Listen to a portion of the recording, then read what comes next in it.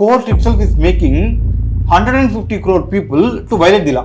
90% of Venezuela's oil was used by China. சைனாவை அடிக்காம சைனாக்கு energy supply பண்ற வெனிசுவேலையும் அடுத்து ஈரான் அடிக்க போறாங்க. ஈரான்ல பிரச்சனை இருக்கு, ஈரான் அடிக்க போறாங்க. சைனாவையும் போச்சு, இந்தியாவும் போச்சு, ரஷ்யாவும் போச்சு, வெனிசுவேலையும் போச்சு, ஈரானையும் பகச்சு, இப்போ கிரீன்லாண்ட் எடுக்க போறது, டென்மார்க்கை பகச்சுன்னு, யூரோப்பியன் பகச்சுட்டு, ஜப்பான்ல $130 பிசிக்கல் சில்வர் வாங்கிட்டு இருக்காங்கன்னு தெரியுது இல்ல, எனக்கு உடனே தெரியுது இல்ல, நான் எப்படி $80 விற்பேன்? என்னதான் பண்ண முடியும்? டேரிஃபோட இம்பாக்ட் என்ன இருக்குது அப்படிங்கிறத பேசுகிறோம். இன்னொரு பக்கம் இந்த வெனிசுலாவோட நடந்துட்டு இருக்கிற இந்த ஆயில் பிரச்சனை. ஸோ இப்போ நம்ம எலக்ட்ரானிக் சிப்ஸ் இந்த மாதிரியான மாடர்ன் டே டெக்னாலஜிக்கு நிறைய மூவ் ஆகிட்டு இருக்கோம். ஆனாலும் கூட இந்த க்ரூட் ஆயிலை பேஸ் பண்ணி ஒரு ஜியோ பொலிட்டிக்கல் டென்ஷன்ஸை கிரியேட் பண்ணுறதும் அதன் மூலமாக ஒரு இம்பாக்ட் வர்றதுக்கான நீட் இப்போ இருக்கா சார்? இது அவ்வளோ வேல்யூபிளான ஒன்று தானா? நிச்சயமா. சரி, இந்த ஏஐ பெரிய பெரிய டேட்டா சென்டர் இருக்கிறாங்க இல்லையா, அந்த டேட்டா சென்டர் விசாகப்பட்டினத்தில் Google is going to come out with very big data centre. அந்த டேட்டா சென்டருக்கு விசாகப்பட்டினத்துக்கு எவ்வளவு கரண்ட் தேவையோ, என்டையர் சிட்டிக்கு எவ்வளோ கரண்ட் தேவையோ அதில் 20% அந்த டேட்டா சென்டருக்கு மட்டும் வேணுன்றாங்க. ஓகே ஓகே அதை கூல் பண்ணுறதுக்கும் நிறைய ஃபெசிலிட்டி பண்ணுறதுக்கும், அதாவது ஒரு சிட்டியோட என்டையர் கன்சம்ஷனை ஒரு டேட்டா சென்டர் எடுத்துக்குது. இது மாதிரி உலகத்தில் ஒரு 10,000 டேட்டா சென்டர் இருக்கே இல்லையா. So all these are fuel guzzlers. Okay, so இதுக்கு சைனா வந்து இதில் ஸ்பெஷலைஸ் தானே பண்ணுறாங்க, ஏஐ சிப்ஸு இதெல்லாம் பண்ணுறாங்க. ஸோ அவங்களுக்கு the dependency on energy is too big.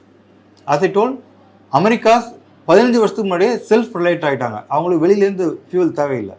China is totally depend on one Venezuela, 2 Iran. Okay, so இப்போ அடுத்து ஈரான் தான் அடிக்க போகிறாங்க. ஈரானை அடித்தா சைனாக்கு வலிக்கும்.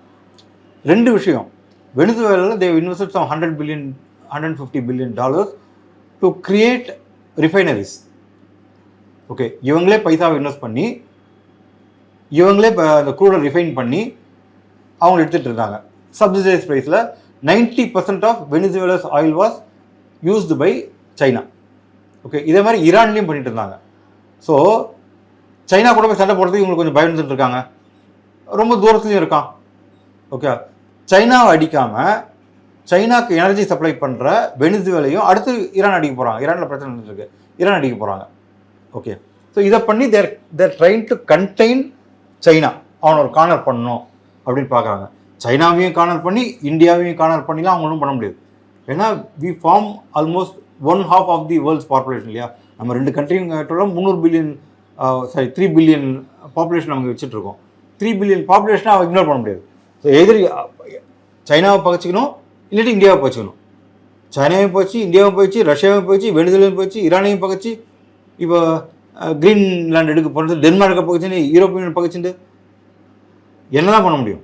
ஸோ சம்வேர் சம்ஹவ் ஒரு ரேஷ்னல் திங்கிங் வந்து இது சரியாக சார்ட் அவுட் ஆகும்னு தோணுது. நேற்று வேறு ஒரு சூப்பராக ஒரு கண்டென்ட் சொல்லிருக்காரு.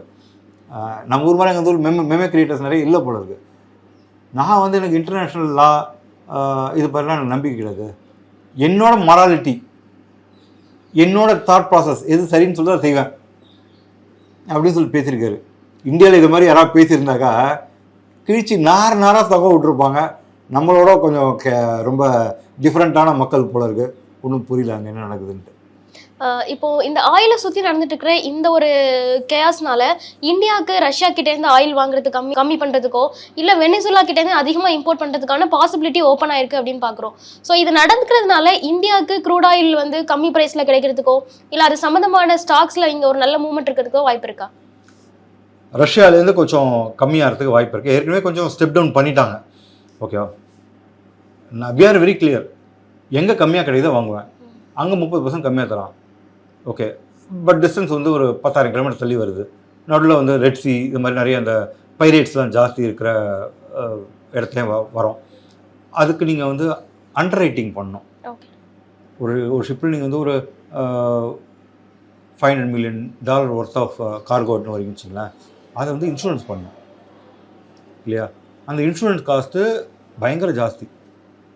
எனக்கு ரஷ்யா 30% கம்மியாக கொடுக்காம, ஓகே, சவுதி அரேபியா 15% கம்மியாக கொடுத்தா கூட நான் பயப்படாமல் வீட்டு கட்டி வந்துடுவேன்.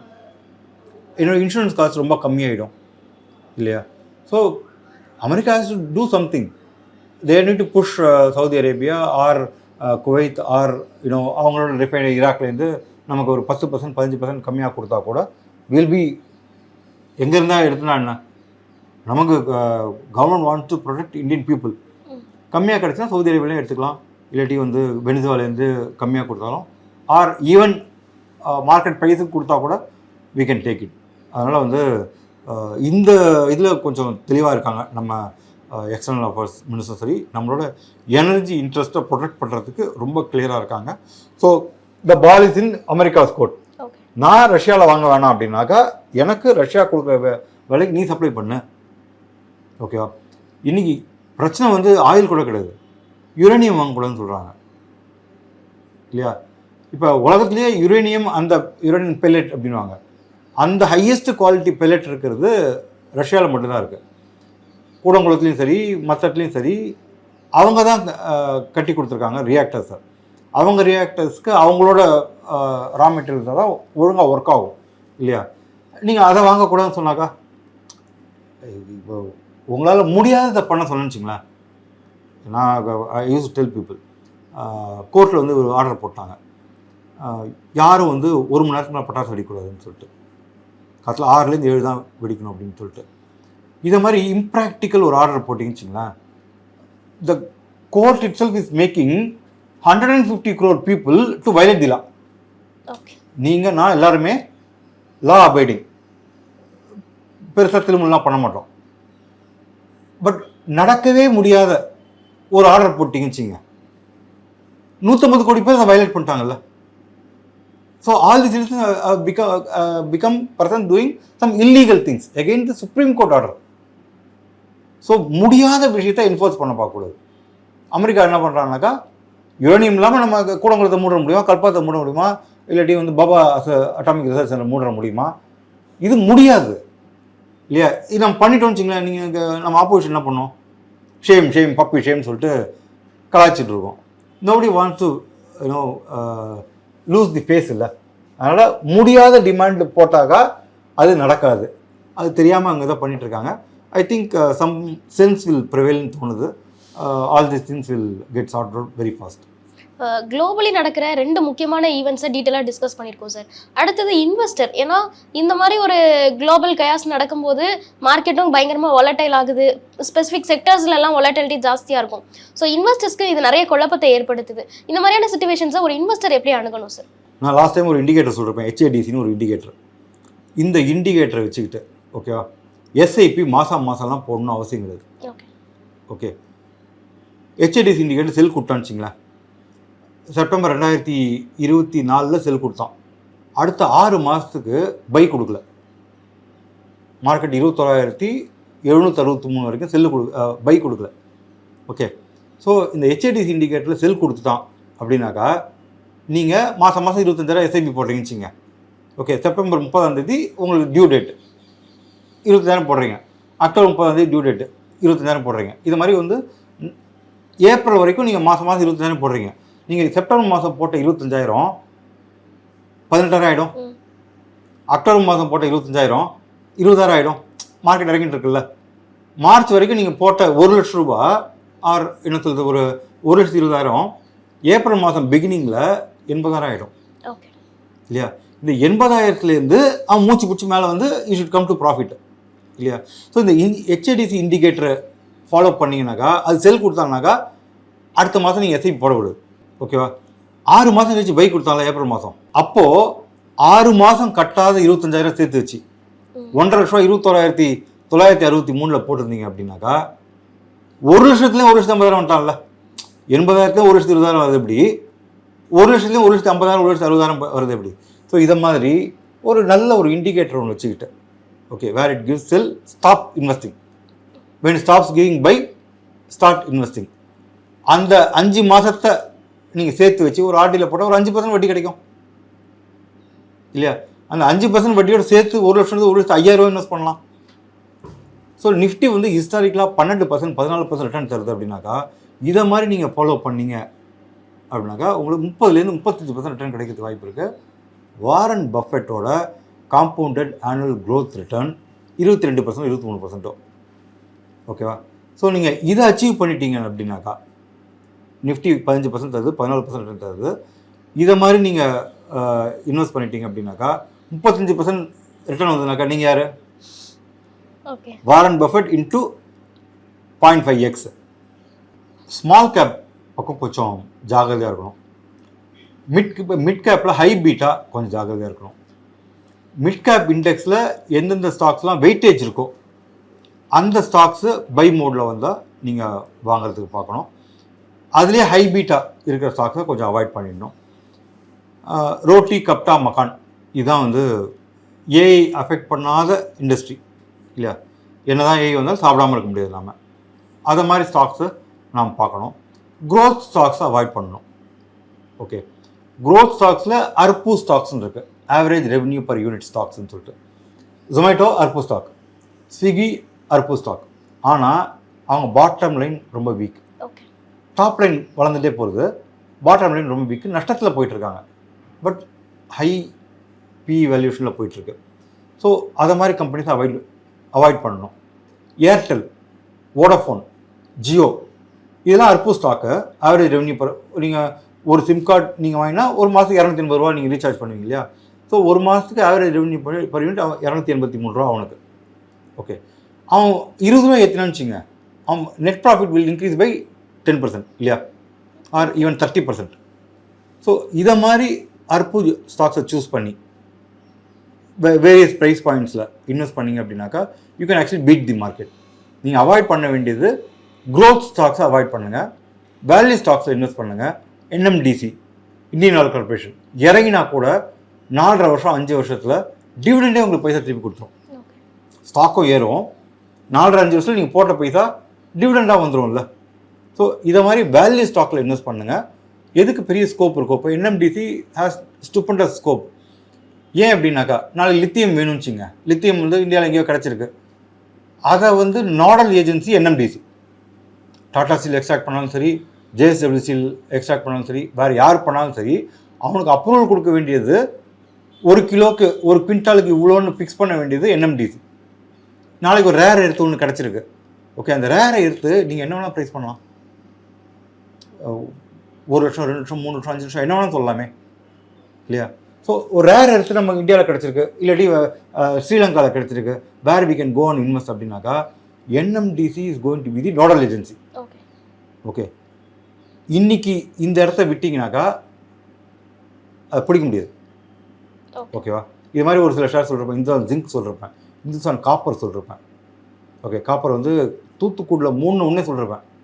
இந்துஸ்தான் காப்பர் வாங்குங்க, எங்கே போவானே தெரியாதுன்ட்டு 400% அப்பு. ஓகே, இதை மாதிரி என்எம்டிசி இன்னைக்கு இருக்கிற ரேட்டுக்கு நம்ம வாழ்நாளில் கிடைக்குமான்னு தெரியாது. You should start investing at different price points. ஒரே இடத்துல பல்காக பைசா போடாமல் டிஃப்ரெண்ட் ப்ரைஸ் பாயிண்ட்ஸில் வாங்க ஆரம்பிங்க. That can give you good return. Okay, இந்த மாதிரியான ஒரு மார்க்கெட் என்வைரன்மெண்ட்ல ட்ரேடர்ஸ்க்கான டிப்ஸ் என்ன சார்? அவங்க எப்படி அப்ரோச் பண்ணணும்? கிரெடிட் ஸ்ப்ரெட் பார்த்துங்க. ஓகேவா? 0.5 into 2 greater than 1 அப்படின்னு சொல்லி ஒரு கான்செப்ட் இருக்குது. ஓகேவா? இது ட்ரேடர்ஸுக்கு தெரியும். இப்போ 26,200 மார்க்கெட் இருந்தது. ஓகேவா? நிஃப்டி ஸ்பாட் 26,200 காலு 160 ரூபா. ஓகே, 26,400 புட்டு டிஸ்கவுண்ட்டில் இருந்தான் 190 ரூபா. 200 ரூபா இருக்கணும் மினிமம், 190 ரூபா இருந்தான். 26,200 காலு இன்ட்டு 2 0.5 இன்ட்டு 2 பார்த்தா 1 தானே வரணும், 190 தானே வரணும். ஆனால் 300 ரூபா. இது கணக்கு டேலி ஆகாதுல்ல. ராமர் பிள்ளைன்னு ஒருத்தர் இருந்தார். ஓகே, ராமர் பிள்ளை என்ன பண்ணாருனாக்கா மூலிகையை வச்சுட்டு பெட்ரோல் தயாரிக்கிறேன் அப்படின்னு சொல்லிட்டு ஊர் பூரா பெட்ரோல் பங்க்லாம் ஆரம்பிச்சார் அவர். முன்னாடி வந்து பெட்ரோல் வந்து 8 ரூபா வித்துட்டு இருந்தால் இவர் 6 ரூபாய்க்கு விற்பார். பெட்ரோல் 8 ரூபாய்க்கு வித்துட்டு இருந்தது. ஓகே, 6 ரூபாய்க்கு விற்பார். ஸோ இவரை கூப்பிட்டு நம்ம சீஃப் மினிஸ்டர் கூட ஒரு தங்கத்தில் ஒரு பேனா ஒன்று கொடுத்தார். ரொம்ப ஹைப்பாக இருந்தது. ஐஐடியில் கூப்பிட்டு ப்ரூவ் பண்ணி காமிப்பா அப்படின்னாங்க. ஸோ 1 லிட்டர் பாட்டில் தண்ணி கொடுத்தாங்க. அப்புறம் ஒரு 100 கிராம் ஏதோ அந்த மூலிகைலாம் கொடுத்தாங்க. பெட்ரோல் தயாரித்து கொடுப்பா அப்படின்னாரு. இவர் ஏதோ 10 வச்சு தான் பண்ணார். வெளில வந்து 2.25 லிட்டர் வந்துச்சு பெட்ரோல். அந்த பாட்டிலில் 1 லிட்டர் தண்ணி இருக்குது. அந்த 1 லிட்டர் தண்ணியில் எப்படி 1.25 லிட்டர் தண்ணி வர வைக்க முடியும்? 1000 ml 1001 ml கூட வரைக்க முடியாதுல்ல. இவர் ஏதோ உள்ளே மறைச்சி வச்சு அதை எடுத்து கொண்டு வந்துட்டார். நீ தப்பு, வெளில போன அனுப்பி விட்டாங்க ஐஐடி சென்னையில். ஸோ இதே மாதிரி தான் 26,200 காலு 190 ரூபா, சாரி 150 ரூபா. 26,300 புட்டு 190 ரூபா.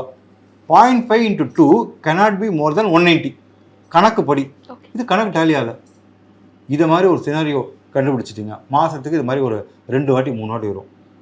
இதை வச்சுட்டு ஒழுங்காக கிரெடிட் ஸ்ப்ரெட் ட்ரேட் பண்ணிங்க அப்படின்னாக்கா உங்களுக்கு 2.25 லட்சம் இன்வெஸ்ட்மெண்ட் இருந்தது அப்படின்னாக்கா every week you will end up making anywhere between 7,000 to 10,000 rupees. 52 into 5,000 எவ்வளோ ஆச்சு? உங்கள் கேபிட்டல் டபுள் ஆகிடும் ஒரு வருஷத்தில். எப்பப்பெல்லாம் இந்த சினாரியோ வருதோ கேர்ஃபுல்லாக ஒரு ஹெட்ஜ் கிரியேட் பண்ணிட்டீங்க அப்படின்னாக்கா you will end up making minimum bare minimum 2.5 to 3% per week.